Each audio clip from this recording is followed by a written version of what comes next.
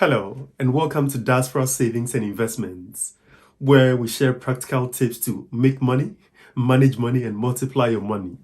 My name is Shadrach Dari, and on this episode, I'll be sharing with you practical steps that I took to build a perfect credit score and how I got accepted for an over £100,000 loan after being rejected for a £10,000 loan.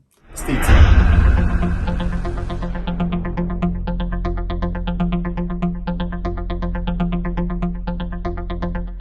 Hello, and welcome back. So, growing up, I learned that debt was bad for you, so I tried to avoid all forms of debt. So, when I moved to the UK, I tried to to avoid all forms of debt. I bought my phone outright and did not have any credit card at all. And all seemed well until one day when I went to the bank for a loan because I wanted to buy a flat in Ghana and sublet that. I had a perfect plan that with the rental income that would come from giving out the flat, I'll be able to pay back the bank. But when I went to the bank, the loans officer or the credit officer, said, "Oh, no." In fact, she even suggested to me that, "Shall we say that you need this money for holiday?" But the African in me, I said, "No, I don't need it for holiday. I need it for a flat." Well, I did not get the loan eventually. But among other things, I learned that I did not have a good credit score. In fact, I had a very bad credit score. So since then, I took steps to rebuild my credit score. And about a year and a half later, I got a loan of over £100,000. In fact, it's even over £150,000. And that is what I seek to share on this episode. So, in this episode, I'm going to share with you 5 simple steps that I took in rebuilding my credit score and how I managed to build a perfect credit score. But first things first, what is a credit score? Well, a credit score is an arbitrary number that allows lenders or the banks or the credit card companies to predict your future habits. Imagine that if you had a friend who wanted to come for a loan from you, but they've got a record that these ones don't pay back, or they would miss payment. They will tell you that I'll pay, in a year's time, and it will take a very long time before they pay, or they don't even pay. You don't want to give these friends any loan at all, and that is how it is with a credit score as well. It allows the lenders to see your past, credit behavior in order to predict future ones. But also, if there is not much information on your credit report, or if there's not much information about your credit habit, it also makes them, jittery. It makes them uncomfortable because they don't know whether you would pay or not, and they find you to be a risky person. So, and that was my case because there was not much on my credit report for them to see. So, these are the 5 steps that I took in rebuilding my credit score. First thing was I registered my name on the electoral register. Here in the UK, if you live here, whether you're from a Commonwealth country or from elsewhere, you'll be able to vote.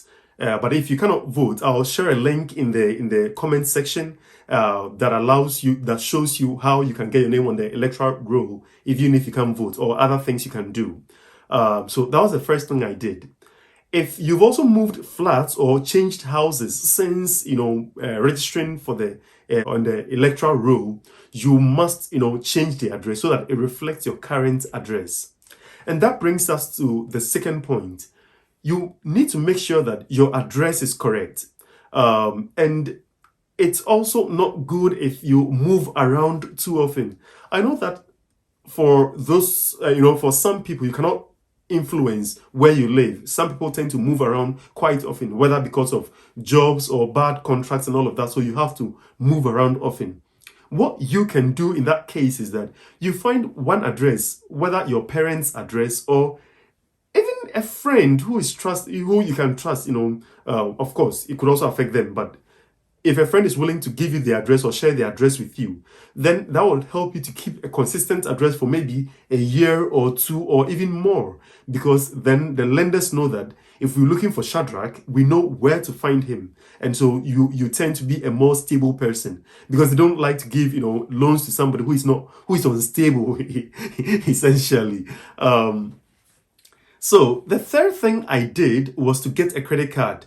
And I know that here it is a minefield because there are so many questions around credit card. Which one do I go for? Which interest rate is good? Do I go for a point-based one, or I go for an airline one? I'll record a special video where I'll share with you which credit card I use and how I got to get a free television, a free TV stand, and other equipment or other electronics for free based on my credit card. So definitely look out for that video. But for now, all that I like to say is definitely get a credit card, and it doesn't matter really. Of course, if you can get one with a low interest rate, go for that. But the main point is to ensure that you get a credit card. And one thing I need to say also here is that before you apply for the credit card, use an online tool. And I use one on Money Saving Expert, and I'll share the link with you, whereby you can check your eligibility for these credit cards. Because if you apply for a credit card and you do not get it, and you apply for another one and you are rejected, and you apply for another one and you are rejected, all these show on your credit report, and that can actually hurt your credit score, because all they see is that you apply for multiple credit cards, and it makes you look like a desperate person. And of course, nobody wants to give their money to a desperate person. So first, use an online tool to check your eligibility, and there are other free ones you can actually just use. Sometimes they tell you that for this credit card, you have a 90% chance. This one, you have a 50% chance. This one, you have a 0% chance. There are some credit cards, when I check, they say you have a 0% chance of getting it. And some, they say you have a 100% chance. So definitely, it allows you to know which one to go for, and you tend to get it. But beyond getting a credit card, you need to be wise as to how you use it. In the video on credit cards, I'll share with you how I manage my credit card. But for now, make sure you do not miss any payment and use it wisely, because if you miss payment, it shows that you do not keep your word, and nobody wants to give money to somebody who is untrustworthy. So definitely get a credit card and ensure that you pay accordingly. I know that sometimes life happens and you're unable to pay, or you simply forget. So when such a thing happens to you, no worries. You just have to deal with it. Make sure you pay at least the minimum payments, but if you can, do clear it so that it shows that you do not have much debt on your credit cards. So that will be good. The fourth point is ensure that you keep your bank accounts for a long time. Since 2012, I've had one account which I've kept, for a long time. In fact, previously, I did not know how good this was. So, all these banks which will tell you that, switch eligibility, switch guarantee. If you switch to us, we'll give you £120. I was that guy. See, promise me £5 and I have moved, I was the most disloyal customer ever, because we make 0.1%. So if a bank is going to give me £100 or £20, I'm moving, But that was hurting my credit score as well. That's not a good thing to do. Because what happens is that it closes the other account. It doesn't tell why. And these lenders, when they see that you are closing accounts all over the place, it suggests that you could also close the accounts with them without necessarily paying. So that is also not a good thing for you. So try as much as possible to have one or two accounts which you keep in for a long time, because it shows that you have a history with them. The final thing that I did was that I checked, I used the Money Saving Experts, and I'll share the link with you. I used that to check my full credit reports, and that helped me to see what information that lenders get to see on my report. And there were some things which were not even right, so I took steps to correct them.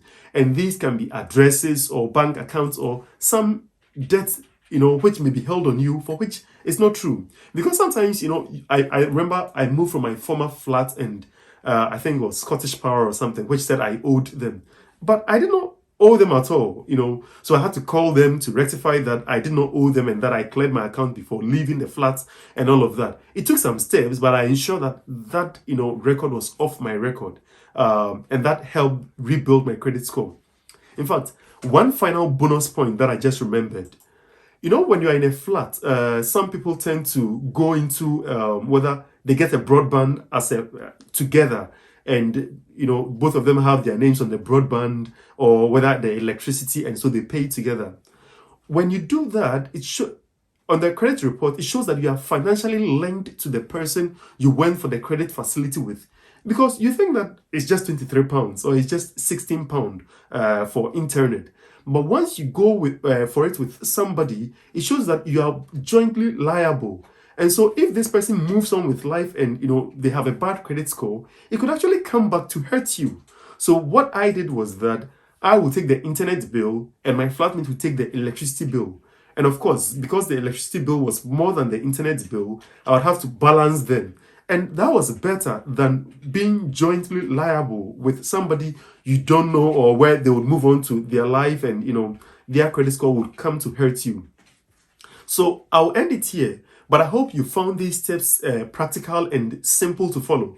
But when you do this, they would come back to help your credit score. So definitely use the section, the comment section, to let me know whether you found these tips helpful, which ones you've taken to build your credit score, and whether there is something that you know that you can share with the whole community. Help me grow this channel also by liking this channel, by subscribing to it, and share this video with your friends. Before I sign off, if you feel that, Shadrach, I did not know this early, and because of that, I've taken some wrong steps, my credit score is bad, do not worry. Whatever information that is held on your credit file is kept there for about 6 years, and afterwards it goes away. But when lenders are even checking your eligibility for credit, they check the most recent year or two. So just start from today to rebuild your credit score, and hopefully the next time you apply for a credit facility, be it a loan, be it a mortgage, be it even a phone, you can get a good rate, and it will help you. So thank you for stopping by, and I look forward to seeing you at the next video. Bye.